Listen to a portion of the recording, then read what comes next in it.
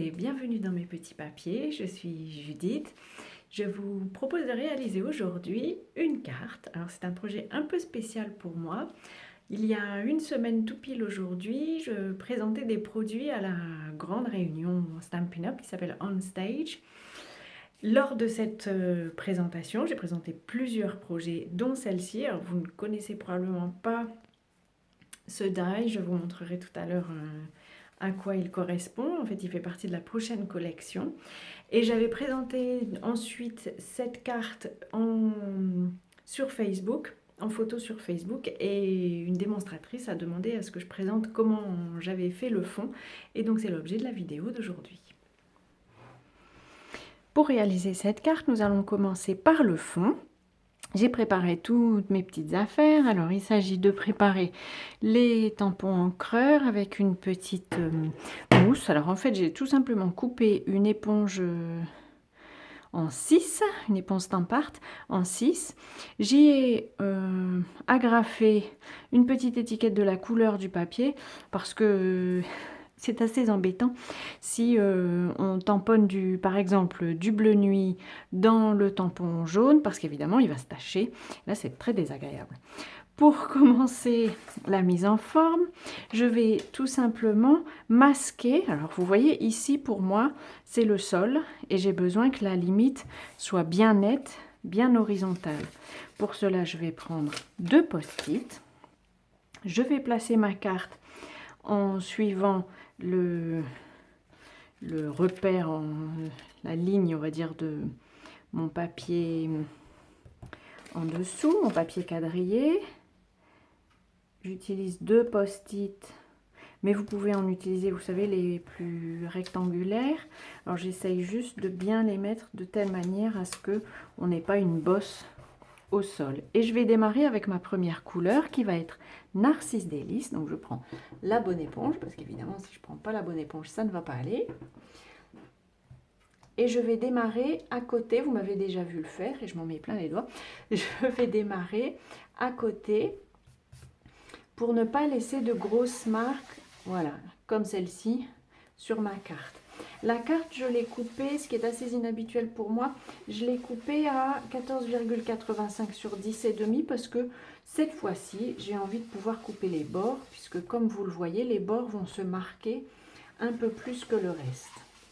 Et j'essaye de monter à peu près un peu au-dessus du tiers de la partie qui me reste ici. Parce que après, je vais avoir envie de mélanger avec les couleurs suivantes. Voilà, là c'était Narcisse Délice. Je vais commencer avec Flamant Fougueux. Là, je n'ai plus besoin de marquer parce que, au contraire, j'ai envie que mes couleurs se mélangent. En Flamant Fougueux, c'est une couleur très vive, elle fait partie des brillants. Vous voyez, là, j'ai peut-être été un peu trop optimiste sur le temps que mon éponge mettrait à se décharger. Et du coup, comme vous pouvez le voir, je descends un peu vers le jaune et on va voir apparaître du orange qui n'existe pas en fait dans les encres que j'ai choisies.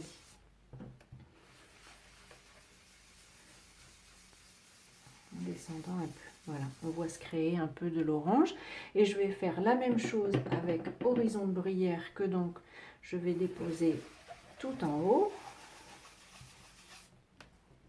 Alors une chose qu'on peut faire aussi pour... C'est pas tant que je ne veux pas tacher mes doigts, c'est que si je tâche mes doigts, je risque de tacher ma carte après.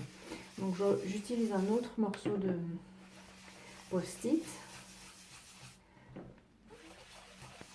Voilà, celle-ci est un peu moins chargée, vous voyez, que le Flamant Fougueux. Donc on met un peu plus de temps à ancrer.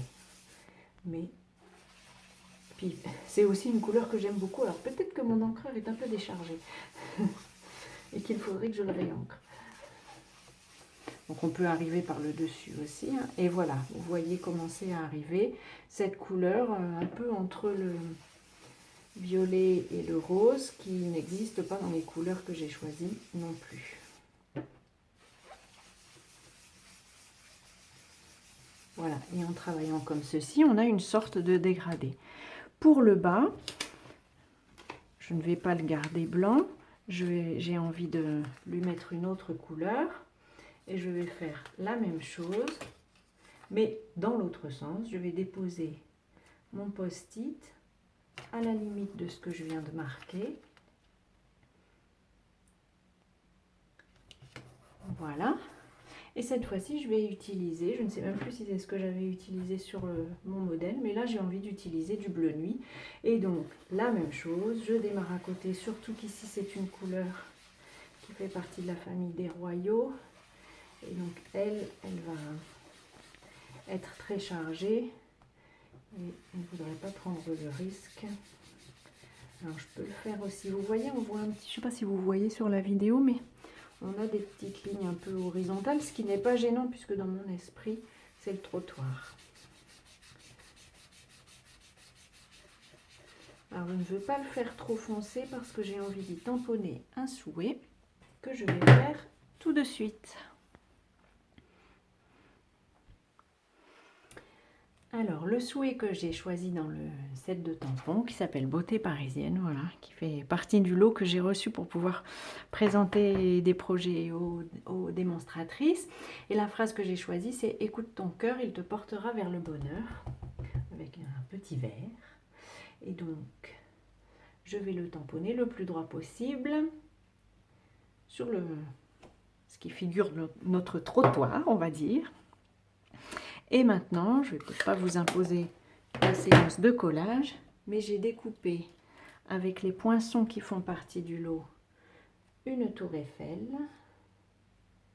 un petit bouclier et 2 volutes, comme ça, que je trouve vraiment très jolies. Alors j'en colle une à l'endroit et l'autre à l'envers. Voilà, et tout cela sur une base de carte noire. Et on arrive à ce résultat. Voilà, j'espère que cette technique vous aura inspiré.